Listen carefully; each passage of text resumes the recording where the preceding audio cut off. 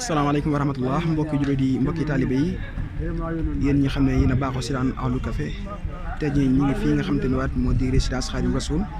si jumaa ji ñu ànd kook suñu jàmbaar ji soxna maam Issa Mbacke Ahlu Café Touba comme ni nga ko baaxoo amalee ci koor gi tey muy 8e jour ci koor gi ngeen gis noonu ñu nekk ci café gi suñu jëwriñ suñu daam café nekk noonu ànd kook xale café gi muy lu am solo lool muy nekk noonu rek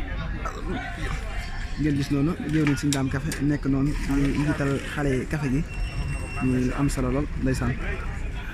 ci 8e jour ci koor gi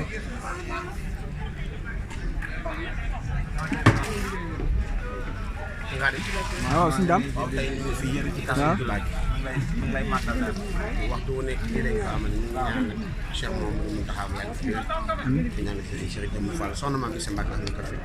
gis ngeen café gaa yi nii yàlla ñu ko waayal bu baax te lépp taw fa la fas yéene mbokk taalibe bi molti Sëñ Tuubaa yi di ndogu bu baax di naan ci café gi di yëg Sëñ Tuubaa ndax café gi ku ji naan da ngay yëg Sëñ Tuubaa ak Cheikh Ibrahima soxna maam Issa Mbacke def na ko